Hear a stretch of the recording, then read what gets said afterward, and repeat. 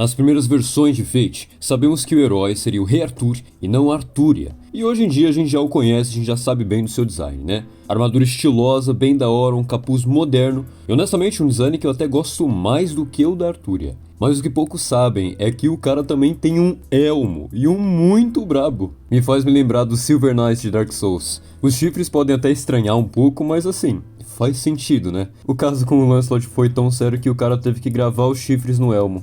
A vida não é fácil não. Bom, pelo menos na sua primeiríssima versão, o prototype do Arthur Prototype não tem chifres. Ele seria bem mais simplinho e até um pouco parecido com o Gawain, vocês não acham não?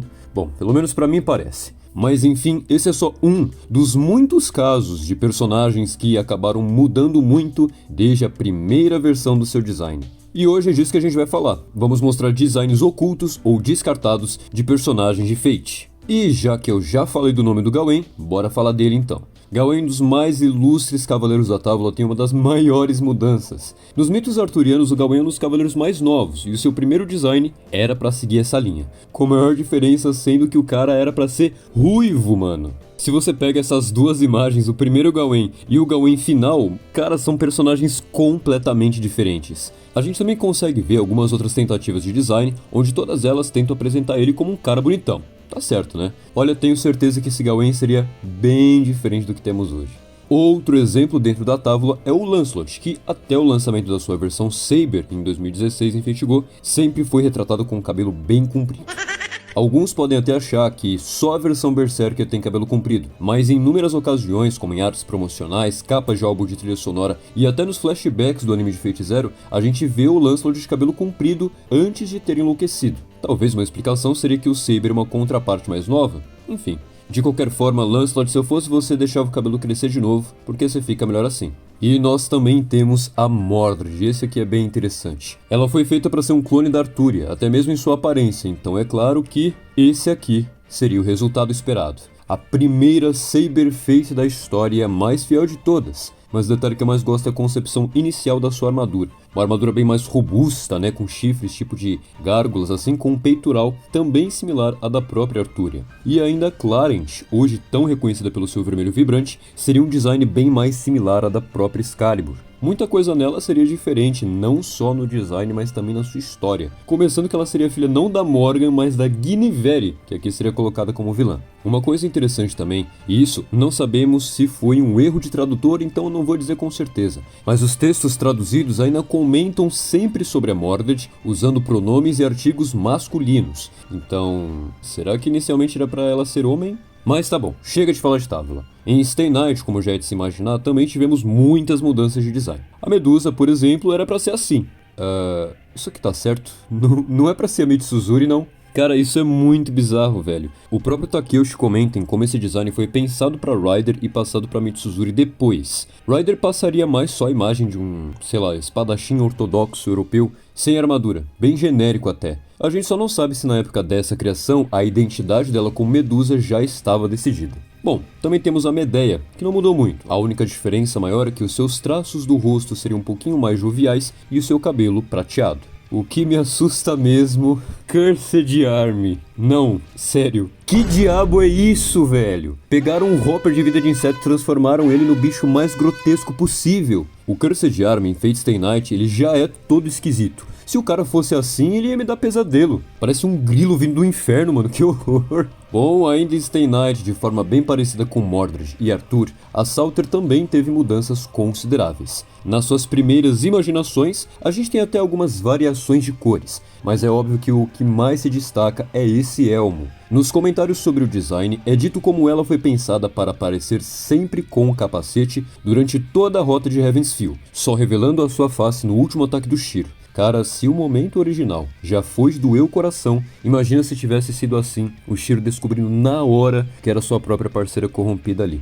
Eu, de verdade, prefiro muito mais o design final da Salter, e eu acho que esse capacete também é um pouquinho tosco, mas é a minha opinião. Em Fate Extra a gente também tem algumas mudanças, como por exemplo a Drake. Francis Drake já tinha um design formado, até que relativamente próximo do seu design final. Roupas típicas de pirata da época, só realmente bem mais simples e sem apetrechos. O mais diferente é vê-la sob o traço da época do Takeuchi e também um possível esquema de cores diferentes. Olha, Eu não acho que azul ficaria de todo ruim, mas eu tenho que admitir que o vermelho é uma cor muito melhor para essa tiazona destemida e desbravadora dos mares. Em Fate Extra, a gente ainda tem outros dois exemplos bem bacanas. O primeiro deles sendo do Li Shuwen. Já em Fate Extra, a gente já tinha a imaginação de um possível Li Shuwen velho. Um senhor bem carrancudão mesmo, né? E assim, honestamente, eu não gosto muito desse. Prefiro muito mais o design final que a gente recebeu pro Li Shuwen, especialmente com os óculos escuros dele. Eu acho que passa muito mais imponência. E claro que também uma das heroínas do jogo teria mudanças em seu design. Aqui a gente consegue ver várias das primeiras opções de design para Tamamo, não só de suas vestimentas, né? Aqui a gente consegue ver uma que ela tem um kimono que seria um pouquinho mais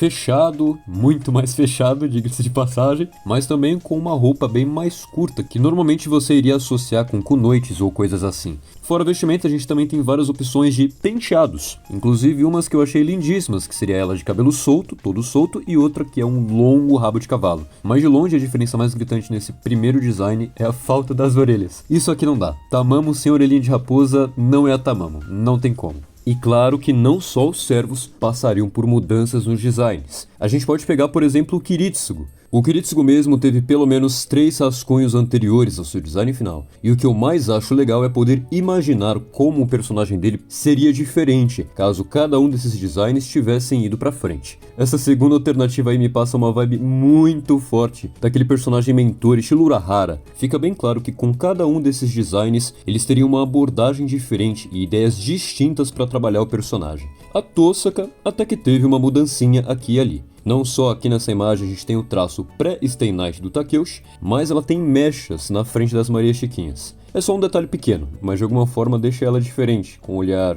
um pouco mais provocativo talvez. Indo pra Fate Go, a gente tem o Xiangyu, que é um monstro de design, uma das coisas mais megalomaníacas que Fate já criou. E a gente consegue ver algumas outras expressões alternativas pra ele. Uma com chifres mais voltados pros lados, né, parecendo um búfalo, outras com eles bem curtinhos, mas todas elas compartilham dessa corrosão tóxica e viciante que devorava a pele dele. Cara sinistro, hein? Temos ainda algumas mudanças de design menores, como por exemplo o Mozart, que em sua grande parte o que mais muda realmente é a paleta de cores. E olha, eu acho que eu acabo preferindo essas aqui. Queria que essa paleta de cores com esse roxo, esse rosa mais profundo, queria que ele tivesse ido pro jogo. Caramba, realmente os detalhes da máscara e do chapéu do Mozart são muito bons. Eu diria que o Mozart é um servo subestimado, tanto em poder quanto em utilidade de gameplay, mas também em design. Eu acho o design dele bem sinistro, bem da hora. Um outro exemplo que, olha, esse aqui eu realmente queria muito que tivesse ido pro jogo final, é essa possível ascensão pro Gilles Saber, aonde ele tem uma capa por cima de toda a armadura dele, ele tem a capa do Caster. Eu acho que isso seria colocado como uma terceira ascensão, né, como uma alternativa para sua terceira ascensão, aonde iria simbolizar e representar a nova persona dele tomando conta, né, ele perdendo a luta para os seus demônios internos e cedendo à impureza que cobre o sagrado na sua armadura. Uma outra mudança muito interessante de ver é a do próprio Columbus. Aqui a gente consegue ver vários dos seus armamentos, mas isso não é importante. O que obviamente chama a atenção aqui é o seu design, que mudou muito desde a sua primeira concepção. Aqui ele aparece com trajes muito mais simples, né, bem mais realísticos, por assim dizer. Arrisco até dizer que mais verídicos, e também uma pele mais escura. Aí eu não sei se realmente seria mais apurado ou não. Fico feliz que ele tenha passado por outras mudanças de design, porque apesar de eu não gostar muito do personagem em si, o design do Columbus é realmente bem chamativo, é bacana, é bonito, eu gosto. E uma outra coisa muito legal dele também é que na seção dele a gente consegue ver o design completo do navio Santa Ana, coisa que não aparece em nenhum outro lugar. E para essa sessão aqui a gente tem um aviso de spoiler de LB7 na Rui Mictlan, então se você não jogou ainda, pula para a minutagem que tá aí na tela. Kukulkan. Kukulkan foi uma surpresa das grandes no jogo e agradou muita gente, e nos estágios iniciais a gente tem uma aparência muito mais fofa. Sério, eu achei ela tão bonitinha, mano, com as orelhinhas de elfo e as tranças. O mais legal é que nós temos em outras sketches algumas auréolas, uns discos assim acima da cabeça, que parecem um pouco com detalhes presentes no design do RT lá em Notes, assim como algumas partes mais mecânicas e tecnológicas, que eu acho que foi descontinuado justamente para evitar estragar esse plot twist, que até foi bem grande. Muito fofa, queria que pelo menos as orelhinhas dela tivessem indo pra frente. Para tempos mais recentes, a gente também tem o Yori de Samurai Hamlet. No design final ele não é muito diferente do que você iria esperar de um espadachim do período Edo, mas quando a gente olha para o seu design inicial, meus amigos, que coisa incrível! Os desenhos no kimono, as cores, as cicatrizes, as bandagens, tudo isso deixa ele com um ar muito mais poderoso, experiente, um guerreiro que passou por muitas batalhas e até sofrimento. Honestamente, se me falassem que esse era um design do Yori em tipo 5 anos no futuro, eu iria acreditar. Tenho que admitir, esse é um caso onde eu prefiro o sketch inicial ao design final. Agora, de todos os designs que a gente viu até então, nenhum foi tão nada a ver quanto esse aqui. Todo mundo conhece a Morgan, certo? Teve algumas apariçõezinhas aqui e ali em Apócrifa, especialmente em Fate Grand Order, mas e se eu falasse pra vocês que a primeira aparição dela, ela era assim? Morgan, minha senhora, o que aconteceu com você? Na sua primeira aparição, que foi em 2012 no mangá de Fate Stay Night, ela aparece como essa moça de cara bem maléfica e cabelos castanhos, bem genérico e nada a ver com o que temos hoje dela. E olha que bom que ela mudou, viu? Um outro design que no começo era muito diferente, completamente diferente, e que esse aqui, na verdade, é até bem popular, é o caso do Fion. O Fion aparece pela primeira vez no flashback do Jarmuid no anime de Fate Zero, e ele era completamente diferente do que a gente tem hoje, sendo praticamente um segundo Iskandar. Não só trejeitos físicos, né? Nada a ver com o Fion que a gente tem em Fate Go, mas também muito mais velho. Eu acho que era para representar justamente o Fion da parte final da sua jornada, e olha, para surpresa de muitos, talvez esse Fion seria até um pouquinho mais acurado, porque realmente, em boa parte da jornada em que o Jarmuid o acompanha, o Fion já é bem mais velho do que ele. E para fechar essa lista, é claro que eu não podia deixar de falar do homem, o Karna.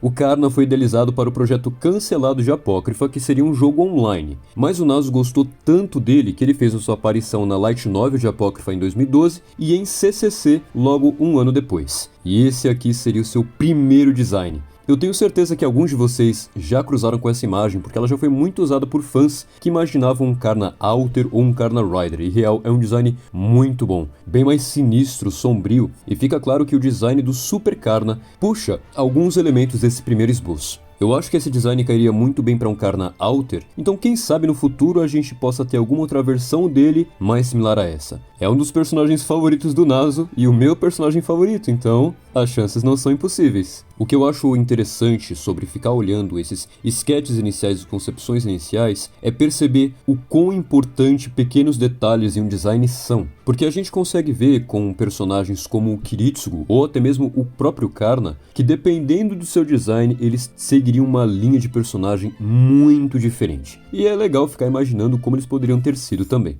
Mas é isso, a lista foi essa. Me diga aí qual design protótipo você mais gostou dessa lista e que outros vocês também conhecem e acham que eu deveria ter falado aqui. Mas é isso, não se esqueça de deixar o seu like e se inscrever no canal. Charity vai ficando por aqui e até a próxima!